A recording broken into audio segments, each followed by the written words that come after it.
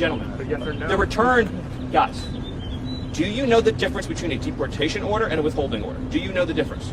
Any of you, please. Do you? Well, we're not in the government. But so you couldn't even spend 72 hours over the weekend learning the distinction, even writing and talking about it this whole time.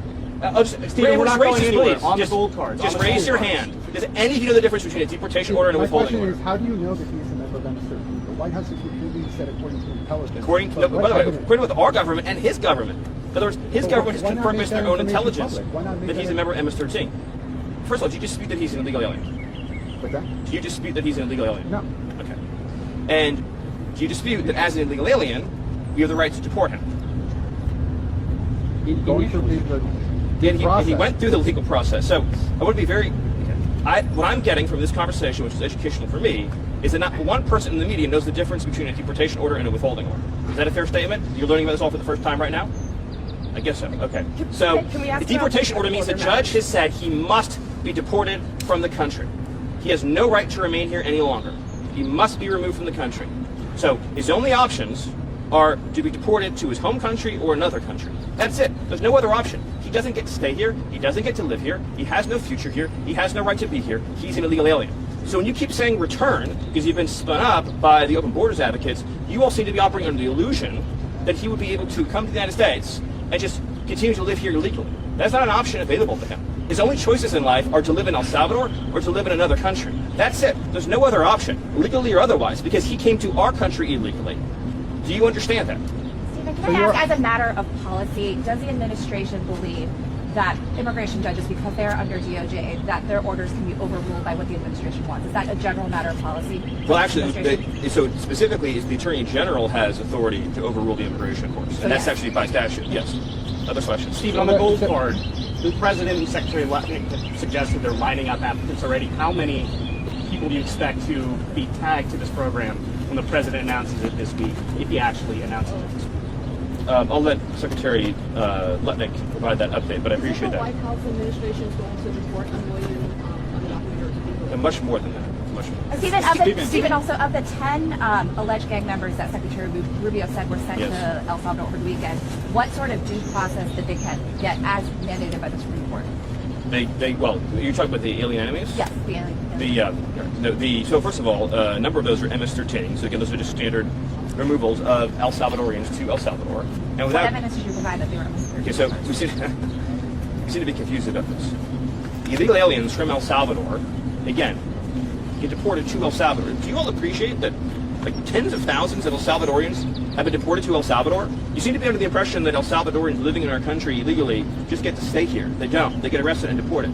Then the fact that they're MS-13 just puts an extra priority on our deporting them. But we would deport someone to El Salvador regardless of whether or not they were MS-13 if they were here illegally. That's just an extra, because of the priority on public safety threats, we're emphasizing the removals of gang members, in this case, foreign terrorist organization gang members. But as to your other question, they went through all of the due process, as you would call it, that is required by law. So, but I just want to, what I find so mystifying is that I've been talking to you all for a very long time. I legitimately, in my entire, going back years actually, in my entire professional life, I've never received this many questions from the media about an American who was raped or murdered by an illegal alien. Legitimately never. And all of you who are enjoying your lives and doing quite well, if you had children and you were living near any of these people, you would move away immediately. You would call the police immediately. You would call us and ask us to make you and your family safer immediately.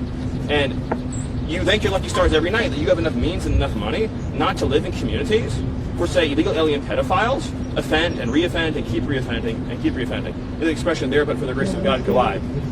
The Biden administration apprehended 2 illegal aliens from Venezuela. They were trained air robber. A lot more than 2, so I'm telling you today. And they decided they were entitled to an enormous amount of due process. And they didn't feel they had enough evidence to just deport them right away. So they put them on a monitoring system known as supervised release. You're familiar with this case. But a few weeks later, they kidnapped a young girl named Jocelyn Nungary, who was 12 years old at the time. I'm sure you've seen pictures of her. I mean, just the most perfect girl you could possibly imagine. And her mother loved her very much.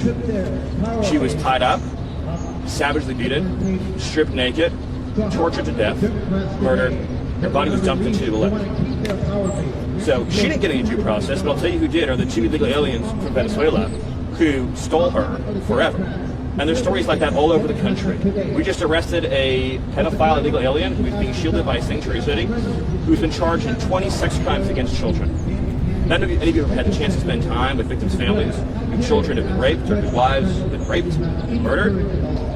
But if that doesn't break your heart, nothing will. And I know that we have some people, like Taylor Lawrence, who fantasize about assassinations and things like that. But in a civilized society, the power of the state is used to keep innocent people alive and to keep innocent women and children from being hurt. This administration is never going to apologize for using the power of the state to keep men, women, and children from being savagely murdered and beaten. If we release known and suspected MS-13 and Tremenda, and there's another Jocelyn Nungri, then whose responsibility is that going to be? Do you think that we're going to sit around wringing our hands, wondering if, maybe we should, release this person, give them a little bit of extra time, give them a little bit extra chance to plead their case, and then what? They kidnap somebody, they slit their throat, they shoot them in the head, and we say, well, at least the illegal alien got due process. They're here illegally. The only place that they deserve to go is to some country other than our country. And it's not a statistic. These are real lives. These are real families. There's whole neighborhoods in Los Angeles controlled by illegal alien Mexican street gangs. Entire neighborhoods where you have to live in fear because of individuals here illegally engaged in extortion and crime. Not to mention the fentanyl.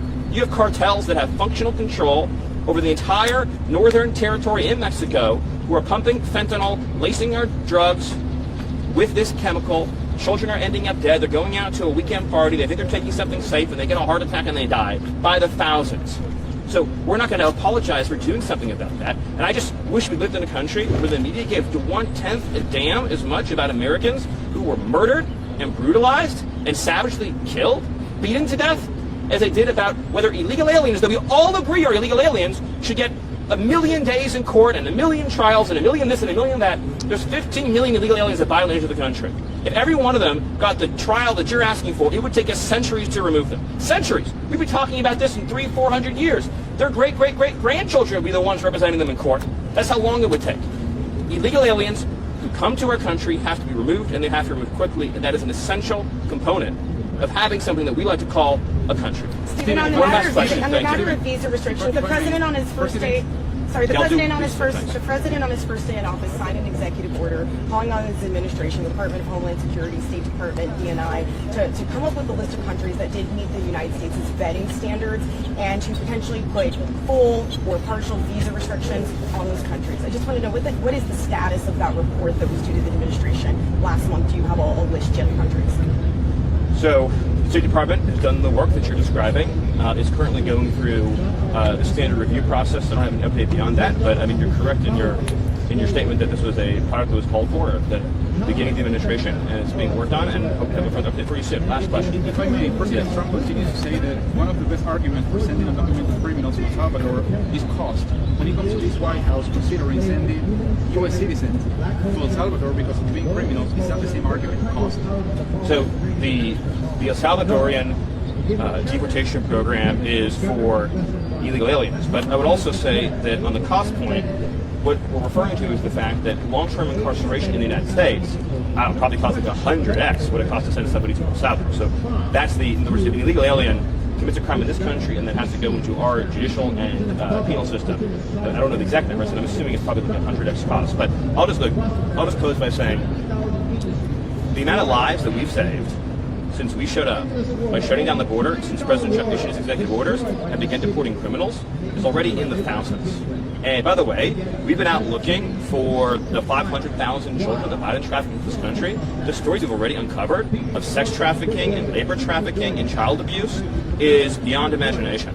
500,000 minors were smuggled into this country under the last administration, and the administration not only didn't do anything to prevent it, in every way they funded it, subsidized it, facilitated it, supported it, contributed to it, that if any American citizen did these things, they'd be in jail for life. Thank you.